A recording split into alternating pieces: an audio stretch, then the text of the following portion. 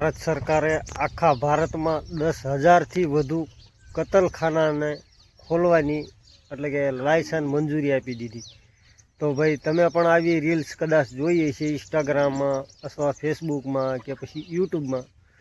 તો ભાઈ આ ખબર એકદમ હાવ ખોટી અને હાવ ભ્રામિક છે, એટલે કે હાવ તદ્દન ખોટું છે આ કે ભાઈ ભારત સરકારે 10,000 કતલખાનાને મંજૂરી આપી દીધી. તો એવી બધી રીલ્સ અત્યારે ખૂબ જ વાયરલ થઈ છે ઇન્સ્ટાગ્રામમાં. એ ખબરની પુષ્ટિ કરી કે ભાઈ હકીકતમાં સાચું છે કે આપણે ગૌ માતા માટે અત્યારે ભારત સરકારે કંઈક આવા કતલખાના ચાલુ કર્યા છે. તો ભાઈ રિસર્ચ કર્યા બાદ આપણને એક ખબર પડી કે ભાઈ આ બધું રાજનીતિક બધું સામે સામું એમનામ હાલે છે. તો આ એક સાવ ખોટી ખબર છે. તો આમાં વધારે કોઈ પણ માલધારી હોય કે કોઈ પણ આપણા હિન્દુનો દીકરો હોય તો આના ઉપર રીલ ન બનાવી, કારણ કે આપણે રાજનીતિક છે બધી અને કંઈ પણ જાણતા નથી. તો ભાઈ આમાં ક્યારેક આપણે ફસાઈ શકીએ છીએ, એટલે કે કેસ કબાડામાં ઉતરી શકીએ છીએ. તો આવી રીલ્સ ન બનાવી, કાયદાસર જે વસ્તુ ન હોય તો એ માટે આ રીતની રીલ્સને એવું ના નાખશો ભાઈ, કારણ કે ફસાઈ આપણા જ હિન્દુના દીકરાઓ આમાં દેશે. હિન્દુ અને માલધારી હિન્દુના છોકરા ફસાઈ જશે. તો કૃપા કરીને આવી રીલ્સ ના નાખશો ને જે નાખતા હોય એમનું ધ્યાનમાં લઈને આપણે ન બનાવી રીલ્સ વગેરે શોર્ટ વિડીયો અથવા ફેસબુકમાં પણ રીલ્સ કે વિડીયો ના બનાવો. આપણે હજુ કે પુષ્ટિ કરી લીધી છે એ વાતની કે કતલખાનાની મંજૂરી આપી છે કે નહીં. તો હાલ આપણને જાણવા મળ્યું છે કે કોઈ પણ એવી ભારત સરકારે મંજૂરી આપી નથી હાલમાં. તો ભાઈ આવામાં ન પડવું ખાસ કરીને. આ ખબર ખાલી આપણે એટલા માટે કે હિન્દુઓના છોકરા હોય છે તો આપણે તરત સિરિયસ લઈ લેવી ગમે એ વાતને કે મજુ આપણી સરકાર એટલે કે હિન્દુ કરીને આ સરકાર આપણા ઉપર જ વાર કરે છે. તો ભાઈ એવું નથી ને ખાસ જે કોઈ પણ ખબર હોય તો એની પુષ્ટિ કર્યા વગર આવા રીલ્સ કે એવું ના મેલાય, એવું આપણું કહેવું છે. કરવી આપણે વિડીયોની શરૂઆત. જો આ આપણી વાસળી એટલે હિરાળ ગાયની આપણે પહેલાં પણ વિડીયોમાં બતાવી હતી કે ડોકું વાંકું રાખે છે, બધું સંપૂર્ણ છે. તો જો આ રીતના ફીણ કાઢે છે બિચારી, વાઘોલી કમ્પ્લેટ નથી શકતી. આપણાથી કંઈ પણ થાય એવું નથી અને ડૉક્ટરથી પણ કંઈ નથી થાય એવું.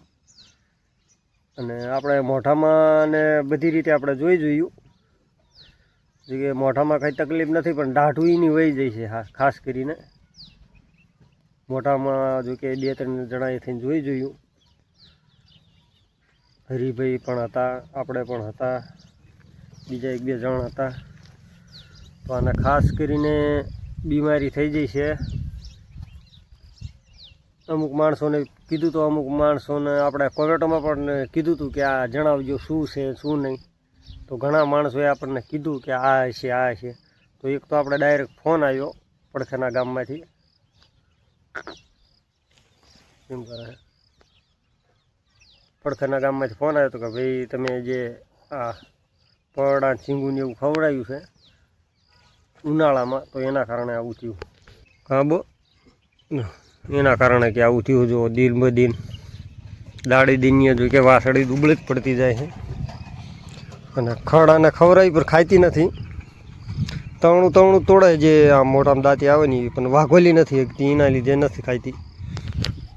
બિચારીને દુખે છે વધારે તો એવું લાગે એના લીધે જ એમ થાય છે. તો આવું બધું છે અત્યારે હાલ.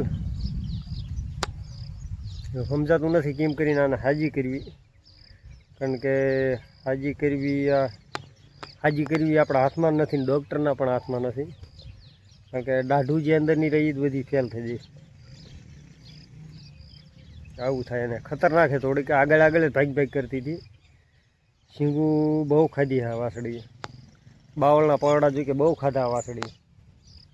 બાવળના પરડા ખાવામાં 1 નંબર પહેલો જ આવતો હતો, કારણ કે મોરે જ ભાગ કરતી. અત્યારે જોઈ કે આવું થયું છે. જો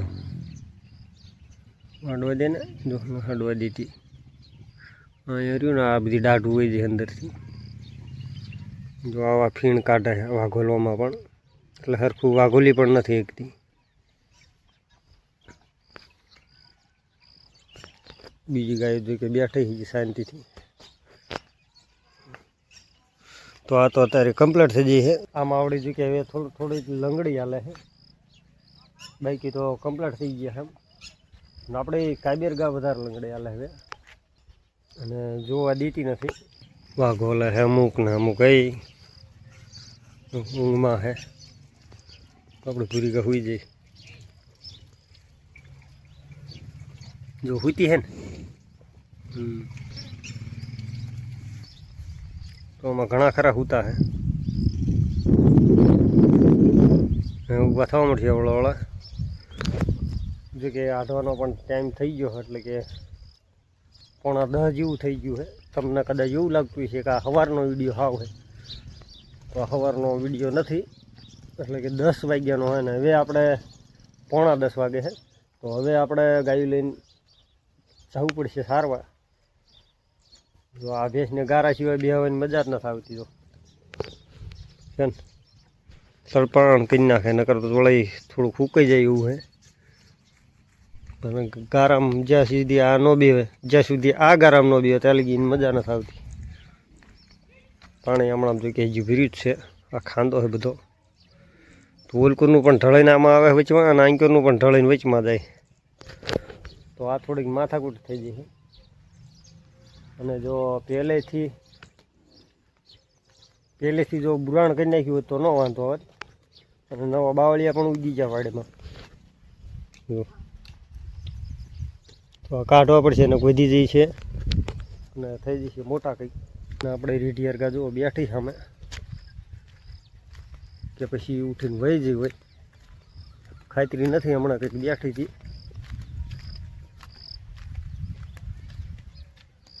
હાલો તો એનો ટાઈમ થઈ ગયેલો વહી જઈ.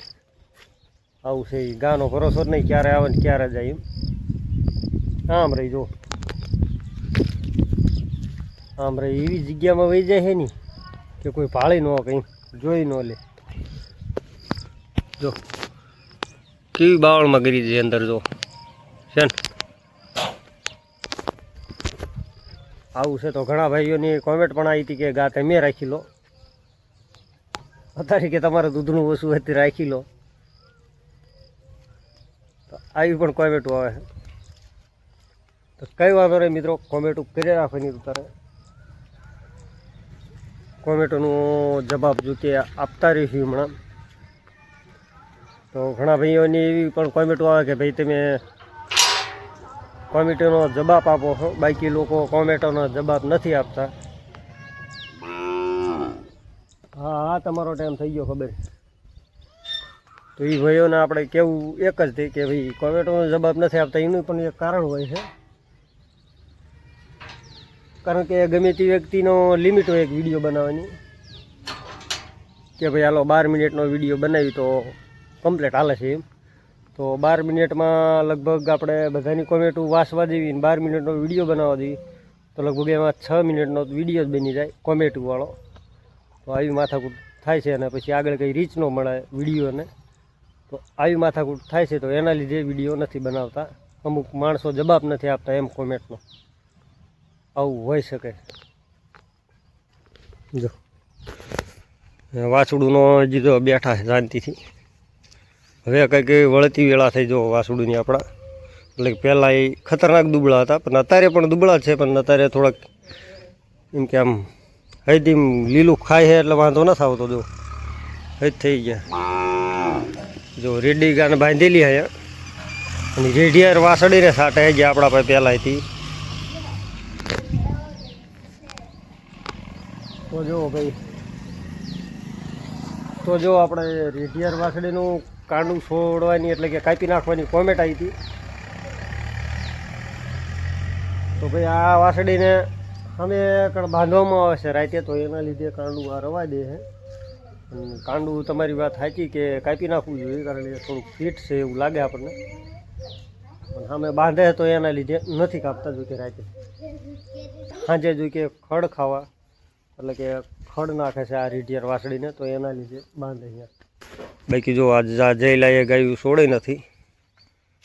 જો સામે ઉડી ગા છે, અહીં બાવળ ગા છે, આમ આપણે રેડી ગા છે. આવ ખબાવાળી ગયેલું લાગતું છે તમને અત્યારે, ત્યાં સાંજે જ ધરાય છે. અને રાતે જો અહીં ખડ નાખવામાં પણ આવે છે. આવું બધું છે કાપુડીકા. તો આ ગાયું અત્યારે નથી છોડવી, જો ઊભી થઈ જઈએ. હા બુડી, ગા ઊભી થઈ જાય. હા બુડી, હા છૂટું હા ને, પણ અત્યારે નથી છોડવાની, કારણ કે બરોબર હવે ગાયું કાઢવાનો ટાઈમ થયો હોય. ને જો આને છોડીશું તો બધી ગાયો ઓલકોરથી વાડામાં જે બેઠી અત્યારે, તો આપણે 5-10 મિનિટ બેહવા દેવાની હજી. જો આમને છોડશું તો એ બધી ઊભી થઈ જશે, કારણ કે આજે થોડુંક રાયડું પાડશે, ઊભા થશે ને એટલે. તો કાં વહેલા છોડી નાખ્યું તો સારું ને, કાં પછી ગાયું વાઢે ત્યારે છોડવા સારા. આવું છે બાવળો જીવમાં. હા ઘડીક હું ઘડીક ખુઈ જાય છે, ઘડીક પછી અહીં શું ઉગાડે છે કરી.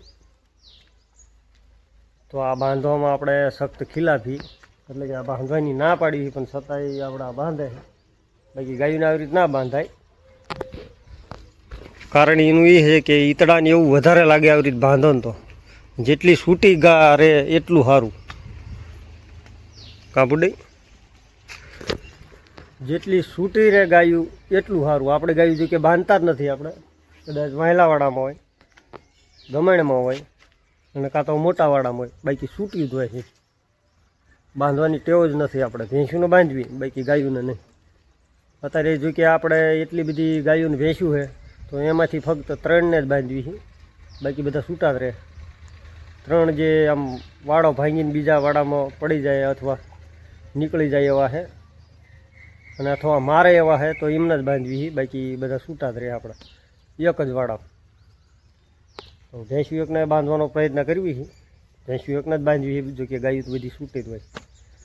કતલખાના વિશે જે આપણે વિડીયો નાખ્યો છે, તો એ બદલ શું તમને સાચું લાગે છે મારું કેવું કે ખોટું લાગે છે, એ કોમેન્ટમાં જરૂર જણાવજો. બાકી મળશું હવે આગલા વિડીયોમાં. ત્યાં લગી જય શ્રી કૃષ્ણ અને જય સિયારામ.